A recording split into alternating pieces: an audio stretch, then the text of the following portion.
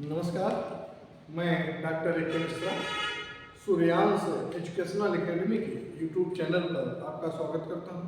दोस्तों, हम लोग ऋग्वैदिक सभ्यता को देख रहे हैं, जिसके अंतर्गत हम लोगों ने वेद को देखा, वेद के उपवेद को देखा, वेदांग को जाना, साथ ही साथ हमने ऋग्वैदिक कालीन सामाजिक, धार्मिक, राजनीतिक व्यवस्था के बारे में अध्ययन करें।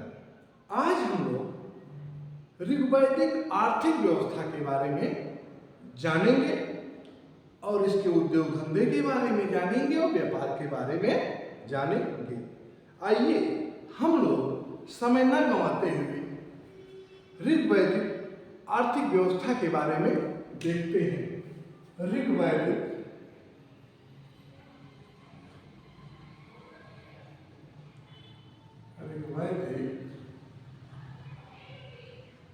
आर्थिक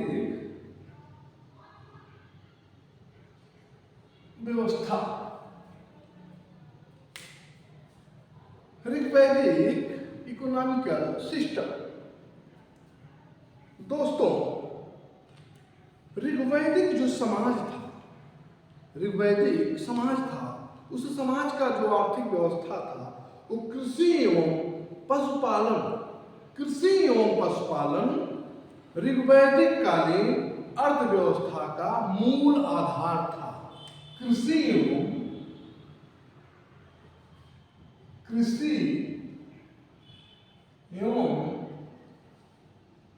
पशुपालन, कृषि एवं पशुपालन ऋग्वैदिक आर्थिक व्यवस्था का मूल आधार था। आप देखेंगे, लेकिन साथ ही साथ आप देखेंगे कि कृषि की तुलना में पशुपालन की प्रधानता थी। कृषि की तुलना में पशुपालन की प्रधानता थी। इसीलिए ऐसी मान्यता है कि ऋग्वैदिक जन जो है अर्धयायावाद, मतलब कि घुमंतु या खानाबदोश एवं पशुचारक थे। मतलब कि ऋग्वैदिक काल के जो लोग थे, जन थे, वो अर्धयायावार एवं पशुचारक थे। ठीक है, या इसी को हम कह सकते हैं घुमंतु एवं खानाबदोश जीवन यापन करते थे। उपासना में देखेंगे, उपासना में देवताओं से सर्वाधिक मांग जो है पशु संपदा की गई। जो उपासना की गई है देवताओं से, उसमें क्या मांग की गई है? उसमें जो मांगा गया है, क्या मांगा गया है? पशुओं को मांगा गया है।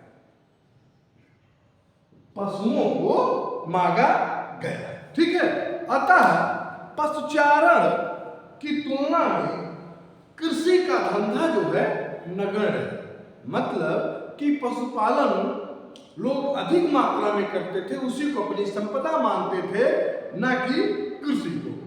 इस मत की पुष्टि जो मैं बता रहा हूं, इस मत की पुष्टि ऋग्वेद के केवल, चूंकि ऋग्वेद में केवल 24 ऐसे मंत्र हैं जो कृषि से संबंधित है। कितने? 24 मंत्र हैं जो कृषि से संबंधित हैं। आप देखेंगे, पशुओं की महत्व को देखते हुए इनके जीवन में महत्वपूर्ण गतिविधियां गो के माध्यम से अभिव्यक्त किया गया। इसकी महत्ता को देखते हुए इनके जीवन की जो भी गतिविधियां थी उसको गो के माध्यम से अभिव्यक्त किया गया। जैसे युद्ध को क्या कहा गया?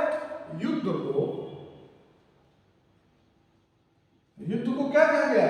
गविष्ठी। क्या कहा गया? गविष्ठी।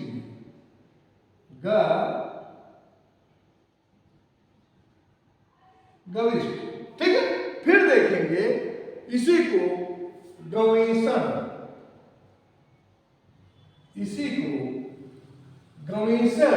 या इसी को आप देखेंगे गोगव्य,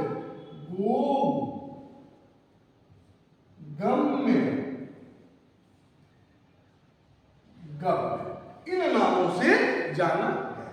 धनी व्यक्ति को गोमत, धनी व्यक्ति को गोमत कहा गया, तो वहीं समय की माप को क्या कहा गया?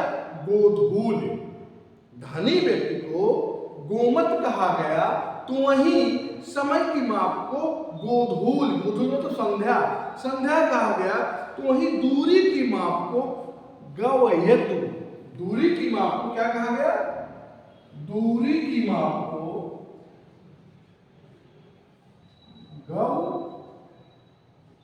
गवयतु, ठीक है, गवयतु कहा गया। एवं इसी गवयतु को एक नाम और दिया गया, गोचर्मन। क्या?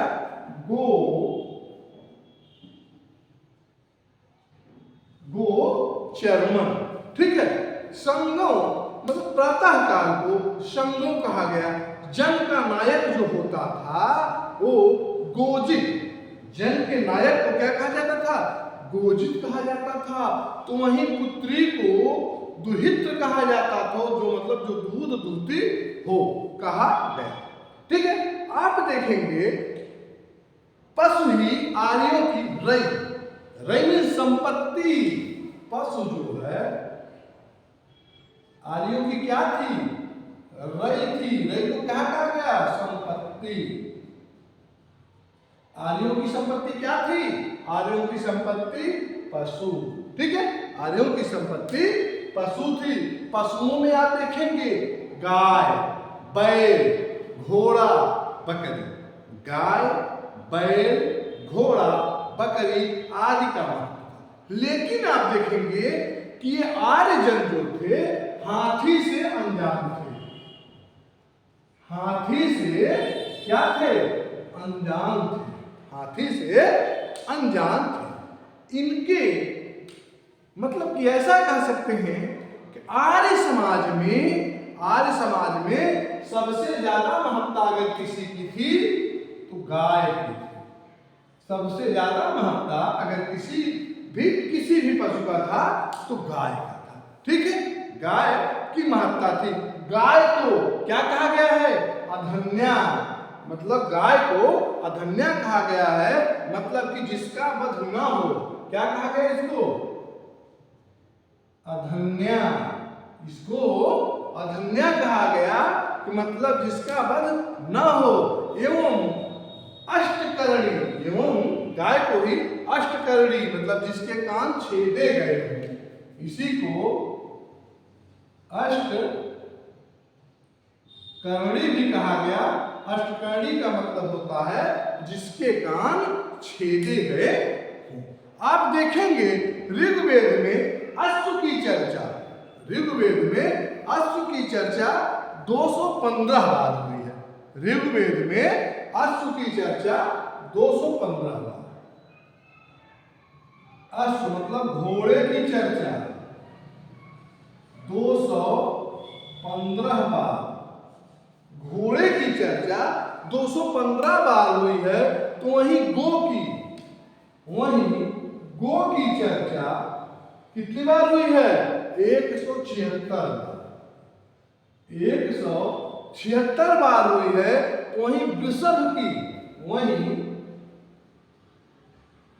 मतलब बैल की चर्चा 170 बार हुई है। ऋग्वेद में जो है, ऋग्वेद में बाघ एवं गैड़े का उल्लेख नहीं मिलता है।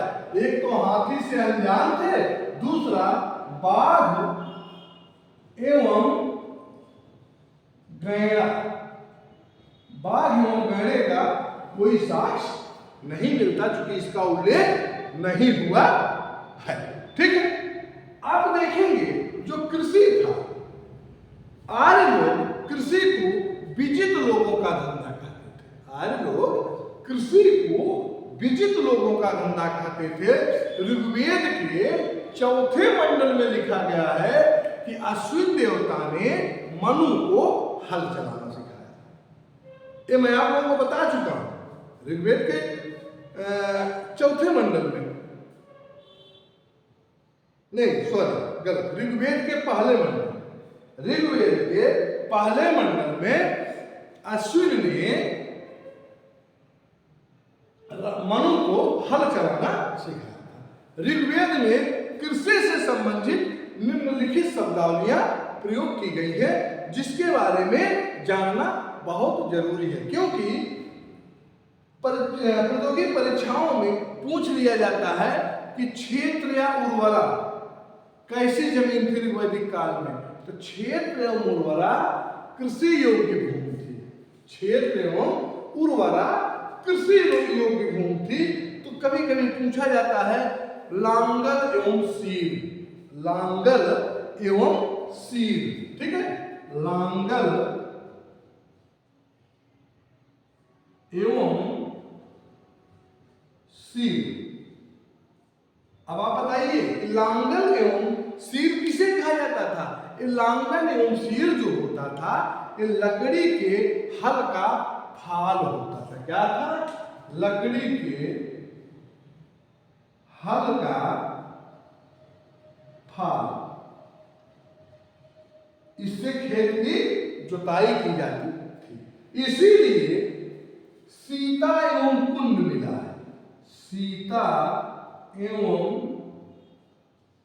कुंड शब्द का प्रयोग हुआ है कृषि के रूप में, जिसका मतलब होता है हल्के फाल से जुटी हुई भूमि। खेतों में बनी हुई मोटी नालियों को भी सीता कहा गया। ठीक है। इसके बाद एक शब्द का प्रयोग होता है उर्दर। उर्दर को अनाज मापक होता था। अनाज मापक को हम उर्दर कहते थे। अनाज मापक ये इंपॉर्टेंट है, सब जो बता रहा हूं ये सब इंपॉर्टेंट है। ये सब प्रतियोगी परीक्षाओं में बार पूछे जाते हैं। ठीक है। तो यहाँ गलती ना हो इसलिए आप लोग ध्यान से इस बात को सुनिएगा। आप देखेंगे कि ऋग्वेद में कृषि के लिए एक शब्द आता है स्थिवी। एक शब्द आता है स्थिवी। इसका मतलब होता है अन्नागार। इसका मतलब होता है अन्नागार होता है। ठीक है। अब इसे पूछ लिया गया कि मिलान करिए, एक तरफ स्थिवी लिख दिया गया, एक तरफ अन्नागार लिख दिया गया, हल लिख दिया गया या अफसीर लिख दिया गया। आपको अगर नहीं जान पाया जाएगा तो अफसीर मार देंगे, लांगर मार देंगे, सीता को। लेकिन स्थिवी का मतलब होता है अन्नागार। ठीक है। आप देखेंगे ऋग्वेद में मृडंत एवं वपंत, मृडंत एवं वपंती शब्द का प्रयोग हुआ है कृषि संबंधित, जिसका मतलब होता है मड़ाई। जिसका मतलब होता है मड़ाई। मृडंत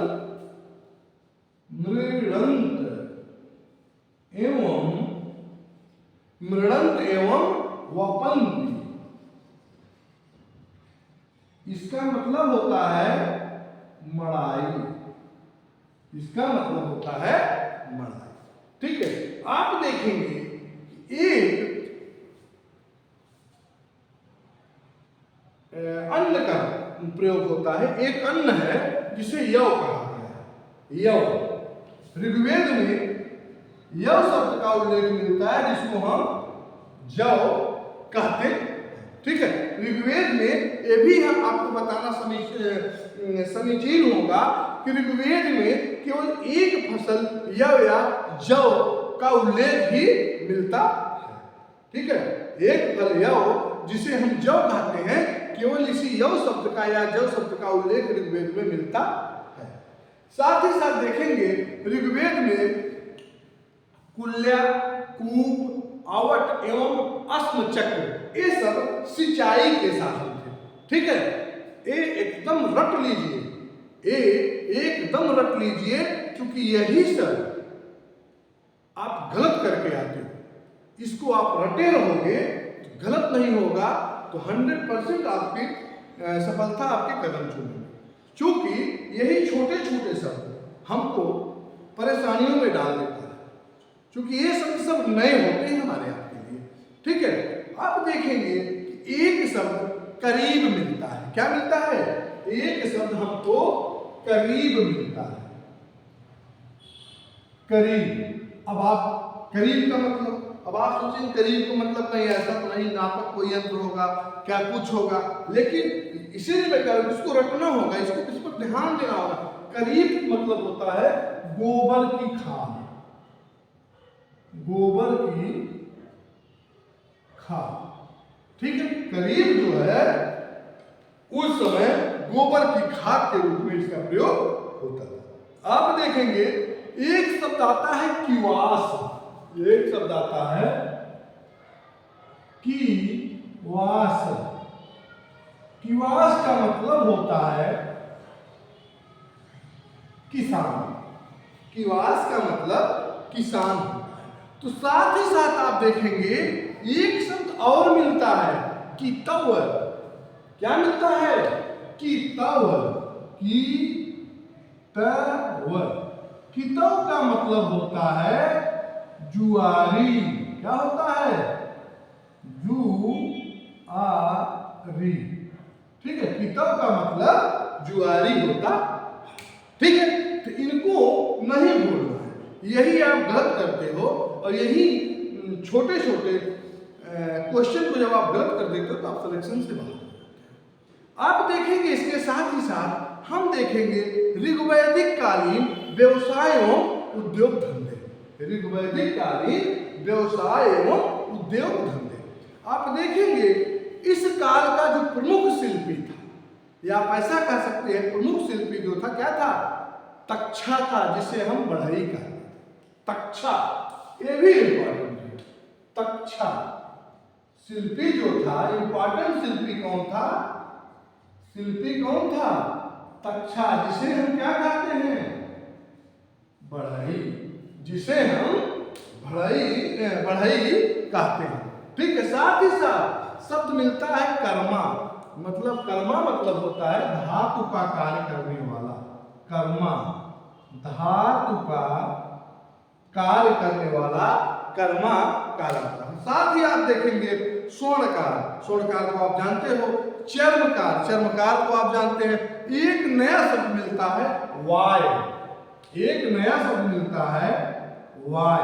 वाय का मतलब, वाय का मतलब होता था उस समय जुलाहा, मतलब कि कपड़े बनाने वाला। ठीक है, कालीन बनाने वाला। साथ ही साथ वाय के साथ ही साथ कुंभकार। कुंभकार को आप जानते हो, बताना नहीं है। फिर आप देखेंगे ऋग्वेद में धातुओं के देवता को, जो ऋग्वेद में धातुओं के देवता कौन था? धातुओं के देवता को रमूस गोनक। धातुओं के देवता को क्या कहते थे? धातुओं के देवता को रमूस गोनफ। धातुओं के देवता को रमूस गोनफ कहा जाता था। धातु के संबंध में दो शब्द मिलते हैं। क्या क्या? एक मिलता है सुवर्ण, एक मिलता है अयस। अयस को तांबा या कांसा कहा जाता है। अयस को हम तांबा या कांसा कह सकते हैं, लेकिन लोहा नहीं कह सकते, क्योंकि लोहा हमें उत्तर वैदिक काल में जाके मिलता है। ठीक है, तो अयस जो था वो तांबा या कांसा था, क्योंकि ऋग्वैदिक लोगों को लोहे का, ना ही तो लोहे का ज्ञान था, ना ही चांदी का ज्ञान था। क्योंकि चांदी का पहला उल्लेख रजत हिरण्य के नाम से यजुर्वेद में मिलता है। क्या? चांदी का पहला उल्लेख किसके नाम से मिलता है? रजत हिरण्य। रजत हिरण्य के नाम से पहला उल्लेख कहाँ मिलता है? यजुर्वेद में हमको प्राप्त होता है। ठीक है, अब देखेंगे कि तत्कालीन समाज में उद्योग धंधे क्या है। तो आप देखेंगे वस्त्र उद्योग जो है प्रमुख उद्योग था, लेकिन वस्त्र निर्माण में कपास का प्रयोग कहीं नहीं होता है। कपास हमको सिंधु घाटी सभ्यता के अंतर्गत तो मिलता है, लेकिन यहाँ आर्य समाज में हमें, आर्य समाज या आर्यकालीन समाज मतलब ऋग्वैदिक समाज में हमें कपास का प्रयोग नहीं होता था, क्योंकि ऋग्वेद में कहीं भी कपास का उल्लेख हमें नहीं मिलता है। यहाँ जो कपड़ा बनता था, कपड़ा, छौम, देखिए सब नया नाम है, याद रखिएगा, छौम, छौम, जिसे हम क्या कहते थे, सन, जिसे हम सन, तो आप जानते हो देहाती भाषा में पेटुआ, जिसे हम लोग तालाब में दबा के गलाते हैं तो उससे सन निकलता है। ये तो हम आप सभी लोग देखे होंगे, तत्कालीन समाज में इसका प्रयोग खूब होता है। आप देखेंगे साथ ही साथ हिरण की खाल, ऊन, सूत एवं रेशम से बनता था, ठीक है, ऊन, सूत एवं रेशम से बनता था। इस उद्योग से संबंधित जो शिल्पी होता था, वाय होता था, जिसे हम क्या कहते थे, जुलाहा, मैंने बताया वाय, जिसे हम जुलाहा नाम देते थे। यही जो वाय होता था, ये जो है इसका प्रयोग करता था। आप देखेंगे गंधार प्रदेश एवं परसरवी नदी, जहां पे दासराग युद्ध हुआ था, सुदास और किसके बीच में, 10 जन, सुदास, आर्य एवं अनार। क्यों हुआ था? क्योंकि सुदास ने विश्वामित्र को अपना पुरोहित पद से हटा के किसको बना लिया था, बताइए ना, वशिष्ठ को। तो इसलिए गंधार प्रदेश एवं परसुड़ी नदी, जो रावी नदी थी, उसका वो जो क्षेत्र था वो उन्हीं उद्योग का गढ़ था, उसे उन्हीं उद्योग का गढ़ कहा जाता था। मिट्टी के बर्तन बनाने वाले को क्या कहा जाता था, कुम्हार। लेकिन यहाँ नया नाम दिया गया, यहाँ कुम्हार का, कुंभकार का एक नया नाम दिया गया। क्या नाम दिया गया, कुलाल। मिट्टी के बर्तन को बनाने वाले को हमें कुलाल नाम दिया गया। ऋग्वेद में कुलाल शब्द का प्रयोग हुआ है, जिसका मतलब होता है मिट्टी का बर्तन बनाने वाला। पतवार को, तत्कालीन समाज में पतवार को हम अरित्र कहते थे। पतवार को हम, पतवार तो आप लोग समझ ही रहे होंगे, पतवार को हम क्या कहते थे, पतवार को हम अरित्र, अरित्र कहते थे। तो वहीं आप देखेंगे नाविक को हम अरित्री, नाविक को हम, पतवार को हम अरित्र और नाविक को हम अरित्री, ठीक है। बहुत नाम मात्रा में अंतर है, इसमें मात्र वाला लगा है और उसमें त्र, ठीक है। नाविक, पतवार को हम अरित्र और नाविक को हम अरित्री कहते थे। साथ ही आप देखेंगे कि भट्ठी में धातु गलाने वाला ध्याता एवं द्रविता कहा जाता था। जो व्यक्ति भट्ठी में धातु को गलाकर किसी नए वस्तु का निर्माण करता था, उसे हम ध्याता या क्या कहते थे, द्रविता, ध्याता या द्रविता कहते थे। आप देखेंगे व्यापार एवं वाणिज्य। अब हम लोग चर्चा करेंगे व्यापार एवं वाणिज्य।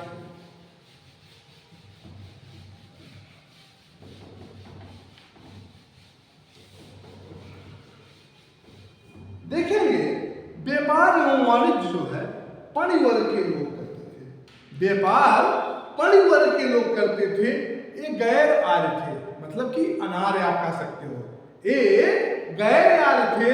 ये और लोग, एक सबसे इंपॉर्टेंट बात, आर्य लोग पणियों से डरते थे। पणियों से, पणि क्या, रत्नी, रत्नी, पणियों से लोग डरते थे। क्यों डरते थे? आखिर पणियों से क्यों डरते थे? आज इतने बलशाली थे, ऐसा भी माना जाता है कि इन्होंने जो है सिंधु घाटी सभ्यता के पतन में इनका भी एक महत्वपूर्ण कारण है।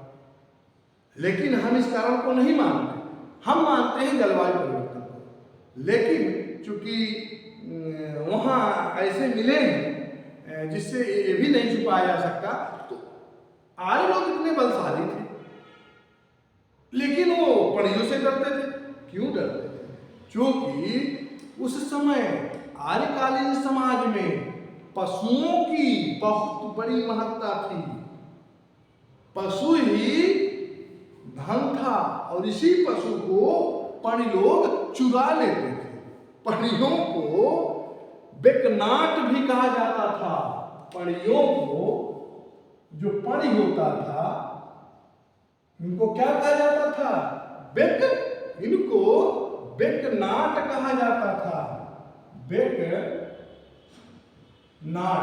बेकनाट का मतलब क्या होता है बताइए ना आपको? बेकनाट का मतलब होता था सूदखोर। बेकनाट का मतलब होता था सूदखोर। आप देखेंगे इन्हीं सब कारणों से आर्यों एवं परियों के संबंध हमेशा तनावपूर्ण रहते थे। ठीक है, इन्हीं सब संबंधों, क्योंकि वो पहली बात तो पशुओं को चुरा लेते थे, चुगते थे। दूसरी बात सूदखोर भी थे। इसलिए आर्यों से इनके संबंध हमेशा तनावपूर्ण रहते थे। व्यापार का माध्यम वस्तु विनिमय प्रणाली थी। व्यापार का माध्यम जो था वस्तु विनिमय प्रणाली था। जैसे मान लो वर्तमान में हमको मोबाइल की जरूरत है, आपको पेन की जरूरत है। हमने आपको पेन दे दिया, आपने हमको मोबाइल दे दिया। तो वस्तु विनिमय का उस समय प्रचलन था। ठीक है, वस्तु विनिमय का प्रचलन उस समय था। गाय एवं घोड़ा, गाय एवं घोड़ा प्रमुख मुद्रा थे। गाय एवं घोड़े को तत्कालीन समाज में प्रमुख मुद्रा के रूप में स्वीकार किया गया था। ऋग्वेद में वर्णित भुज की सामुद्रिक यात्रा के विवरण से सिद्ध होता है कि सामुद्रिक यात्राएं जो होती थी, अश्विन कुमारों ने भुज को, अश्विन कुमार जो है भुज को 100 पतवारों वाला जहाज दिया था। भुज को 100 पतवारों वाला जहाज कौन दिया था? अश्विन कुमार ने। किसको दिया था? भुज को दिया था। क्योंकि भुज की सामुद्रिक यात्रा के विवरण से पता चलता है। ठीक है, वस्तुतः आप देखेंगे कि ऋग्वैदिक अर्थव्यवस्था में व्यापार वाणिज्य की भूमिका सीमित थी। व्यापार वाणिज्य की भूमिका क्या थी? सीमित थी। मतलब विस्तृत भूमिका व्यापार वाणिज्य की नहीं थी, सीमित थी। और जो व्यापार का माध्यम था वो क्या था? वस्तु विनिमय प्रणाली। और मुद्रा किसको माना गया था? गाय और घोड़े। ठीक है, आप देखेंगे इसी कारण, यही कारण है, चूंकि उसकी वाणिज्यिक व्यवस्था सीमित थी, यही कारण है कि अर्थव्यवस्था किसी नगरीकरण को जन्म देने में सक्षम नहीं हो सकी। इसीलिए ऋग्वैदिक कालीन अर्थव्यवस्था किसी नगरीकरण को जन्म देने में सक्षम नहीं हो सकी। इसीलिए ऋग्वैदिक कालीन व्यवस्था ग्रामीण व्यवस्था मानी जाती है। ठीक है, ये और साथ ही साथ आप देखेंगे यही कारण है कि ऋग्वेद में पुर मतलब दुर्ग, पुर मतलब दुर्ग की चर्चा तो होती है किंतु नगर की नहीं। दुर्ग की चर्चा होती है किंतु नगर की नहीं होती है। आप देखेंगे कुछ इंपॉर्टेंट चीजें, जैसे आप देखेंगे वेदांग, वेदांग शब्द तथा 6 वेदांगों का सर्वप्रथम उल्लेख हमको कहाँ मिलता है? वेदांग, वेदांग एवं 6 वेदांग, इसका उल्लेख हमें कहाँ मिलता है? इसका उल्लेख सर्वप्रथम हमें मुंडकोपनिषद में मिलता है। मुंडकोपनिषद में इसका सर्वप्रथम उल्लेख हमें वेदांग का या वेदांग शब्द का उल्लेख मुंडकोपनिषद में मिलता है। ठीक है, आगे और देखेंगे कि एक शब्द आता है चैरयवती, चैरयवती, चैरयवती, चैरयवती। ठीक है, चैरयवती, चैरयवती का मतलब होता है बढ़े चलो, बढ़े चलो। ठीक है, बढ़े चलो, बढ़े चलो। इसका उल्लेख कहाँ मिलता है? इसका उल्लेख हमें ऐतरेय ब्राह्मण में मिलता है। ईश्वर, इसका उल्लेख हमें ऐतरेय ब्राह्मण में मिलता। ठीक है, ऐतरेय ब्राह्मण में हमको इसका उल्लेख मिलता है। चैरैवत चैरैवत मतलब बढ़े चलो बढ़े चलो। ठीक है, आगे आप देखेंगे अथर्ववेद में कृष्णक नामक मोती का उल्लेख होता है। अथर्ववेद में कृष्णक नामक मोती, कृष्णक नामक मोती का उल्लेख कहां मिलता है? अथर्ववेद में मिलता है। ये सब इंपॉर्टेंट है, सभी लोग इसको आपको नहीं बताएंगे, ना सभी लोगों को पता होता है। ठीक है, आप इस सबको एकदम ध्यान में रखिएगा, भूलने वाली चीज नहीं होनी चाहिए।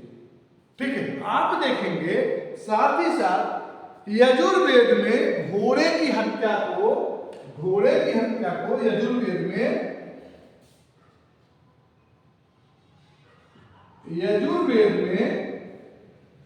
घोड़े की हत्या को क्या माना गया है? घोड़े की हत्या को दंडनीय अपराध माना गया है। क्यों माना गया है